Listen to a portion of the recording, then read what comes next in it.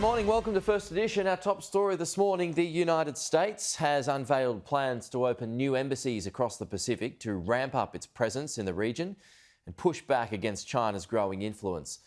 Vice President Kamala Harris is expected to tell leaders at this week's Pacific Islands Forum that the US is going to establish new outposts in Kiribati and Tonga.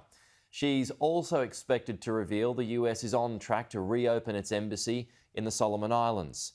And the forum is officially underway now, with leaders from the region meeting in Fiji. Anthony Albanese will travel to Suva this morning as he seeks to spruik his government's climate agenda. But it's the issue of China that threatens to loom large.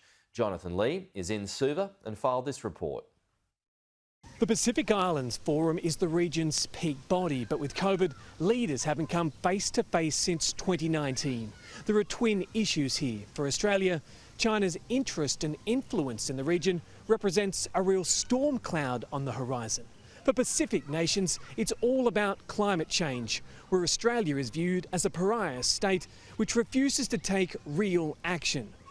For that reason, this forum is considered amongst the most important in recent memory. A traditional Talanoa, calling together leaders for transparent dialogue at a forum touted as the most important for the region in decades. In Fiji's capital, Suva, police guard the Grand Pacific Hotel, where 16 regional leaders are gathering to discuss global warming, economic development, COVID, and the unavoidable, China's creeping advance. Quiet locals are aware of the forum's significance.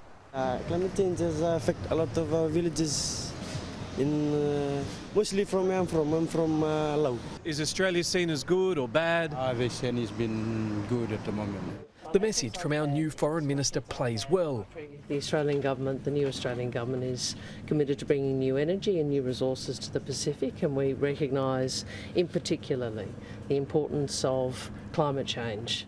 Last time leaders met in 2019, the Morrison government infuriated counterparts by watering down a communique highlighting global warming.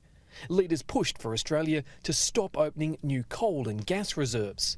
Foreign Minister Penny Wong says she hasn't been asked to do the same. Pacific journalists, keen to know if coal and gas mines will be closed, were told of Labor's ambitious targets. As the Prime Minister has said, 43% is the floor. We will achieve it and we'll go from there. The coal mines will be dealt with in accordance with Australian law. Today it sounded to me like they were skirting around the issue, trying to get off with better, more general overview on their climate change commitments. One nation is missing, Kiribati. It's protesting the leadership of the summit. Many of us around the table were not fully aware of the issue and to the extent that Kiribati was moving towards a withdrawal from the forum. Also missing are so-called dialogue partners, China and the United States. It's an attempt to give leaders here the space to decide what their islands need, away from the super wealthy superpowers, both vying for influence.